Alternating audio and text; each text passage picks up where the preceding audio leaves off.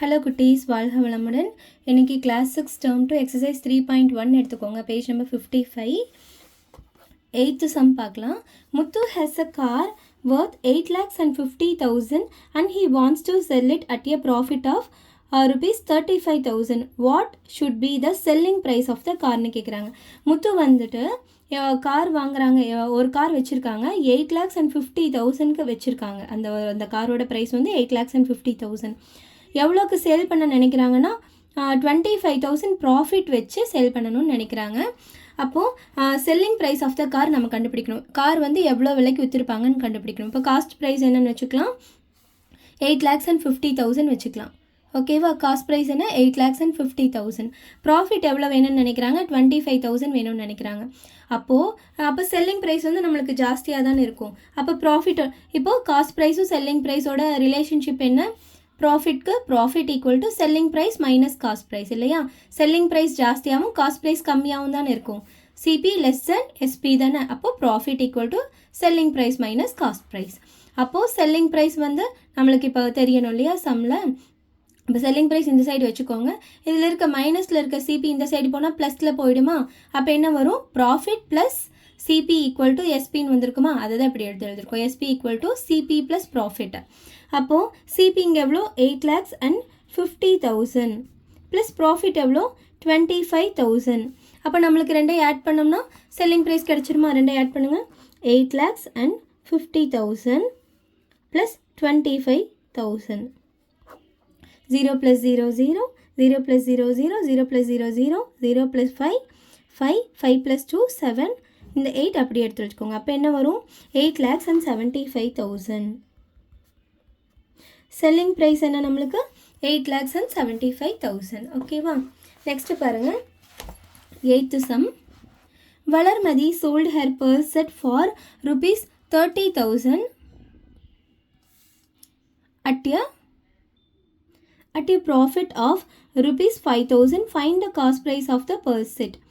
வளர்மதி என்ன பண்ணுறாங்க அப்படின்னா, அவங்களோட பர்ஸ் செட்டை 30,000க்கு சேல் பண்ணுறாங்க. எவ்வளோ ப்ராஃபிட் வச்சுருக்காங்க, 5,000 ப்ராஃபிட் வச்சுருக்காங்க.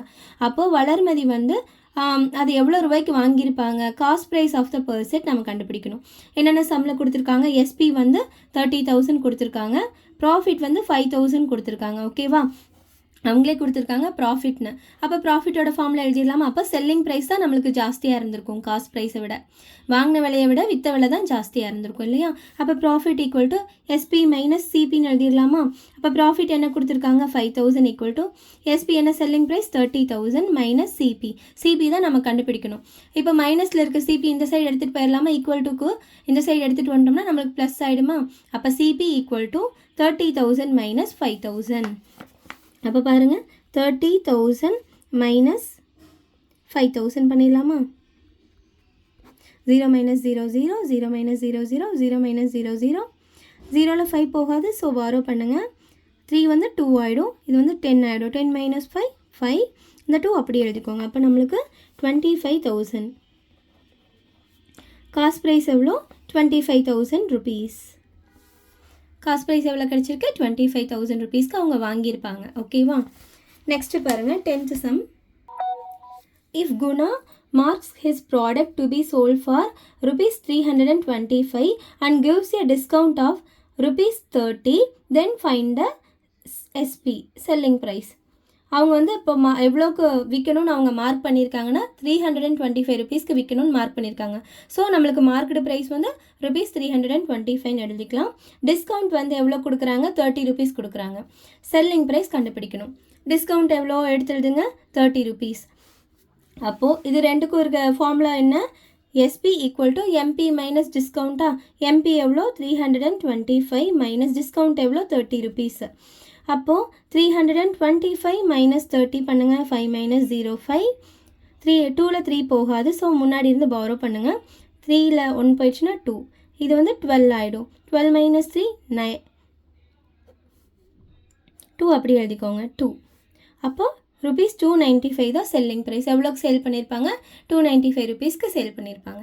இப்போ இந்த ஃபார்ம்லாம் ஈஸியாக ஞாபகம் வச்சுக்கிறதுக்கு உங்களுக்கு லாஸ்ட் சம்மில் சொல்லியிருக்கேன் பாருங்கள், லாஸ்ட் வீடியோ எடுத்து பாருங்கள். அதாவது ஒன்றும் இல்லை, இப்போ இந்த செல்லிங் ப்ரைஸ்னா அவங்க ஒரு ப்ரைஸ் மார்க் பண்ணியிருப்பாங்க. இப்போ 10 ரூபி ஒரு பொருளோட விலை அப்படின்னா 2 ரூபி டிஸ்கவுண்ட் கொடுப்பாங்க.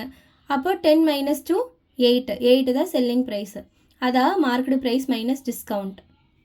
ஓகேவா? ஈஸியாக ஞாபகம் வச்சுக்கோங்க. தேங்க்யூ குட்டீஸ், வாழ்க வளமுடன்.